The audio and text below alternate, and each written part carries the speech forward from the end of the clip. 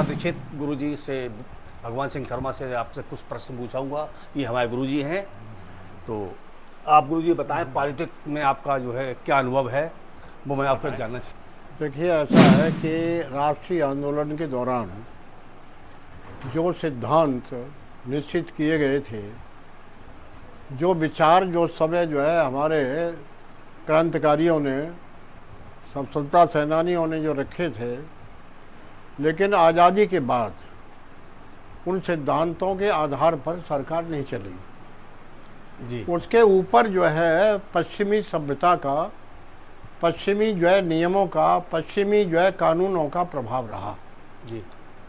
भारत के अंदर भारतीय परिस्थितियाँ, भारतीय संस्कृति, इसके अनुसार जो है नीतियों का निर्माण होना चाहिए था, लेकिन इसमें कमी रही। काम हुआ, अच्छा हुआ, जो भी हुआ, लेकिन ये जो है नहीं हो पाया।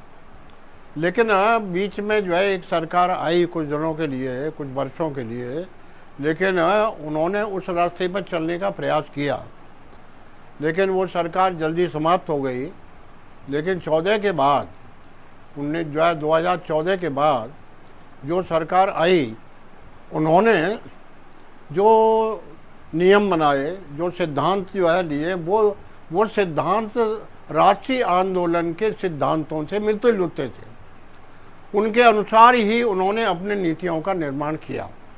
भारतीय संस्कृति ने जो ज्ञान, जो विज्ञान हमको दिया, उसको आगे बढ़ाने का प्रयास इस सरकार ने किया है और कर रही है जी। यही कारण है कि जो स्थिति किसी ज़माने में कांग्रेस की थी, वही स्थिति इस समय भारतीय जनता पार्टी की बनने जा रही है।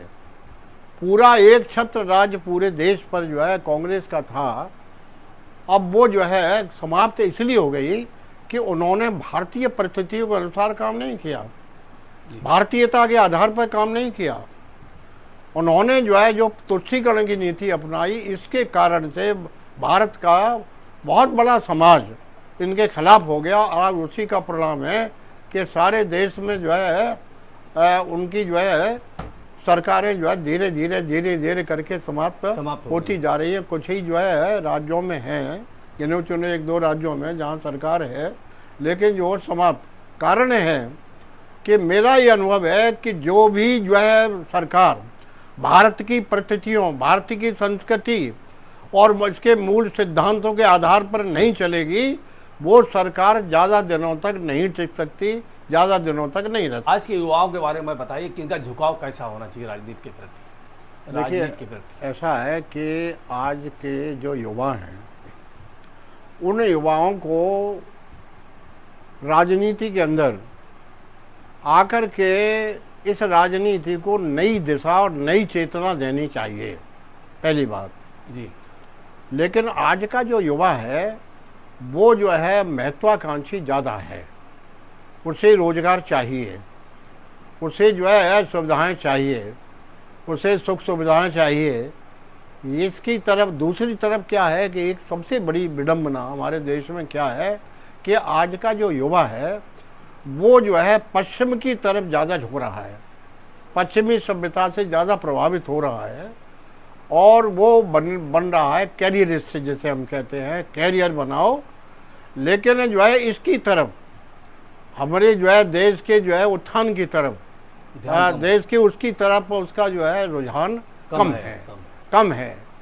क्योंकि अगर मान लीजिए कोई देश का युवा, क्योंकि भारत में इस समय दुनिया के सबसे ज़्यादा युवा निवास करते हैं भारत में, और भारत का युवा अगर खड़ा हो जाए किसी भी स्थिति में, तो देश कहीं से कहीं पहुंच सकता है। तो मेरा युवाओं के लिए संदेश है कि वो देश की परिस्थितियों, देश की संस्कृति के अनुसार, उनके विचारों के अनुसार आगे बढ़ कर के जो है देश हित में, राष्ट्र हित में काम करे, तभी इस देश का कल्याण हो सकता है। आपने सुना भगवान सिंह शर्मा के क्या विचार हैं, इतने अच्छे विचार हैं हमारे युवाओं के लिए, क्या सोच है गुरु जी की। तो आप जो है देश सेवा में आगे बढ़ें, बस मैं इतना ही कहता हूं।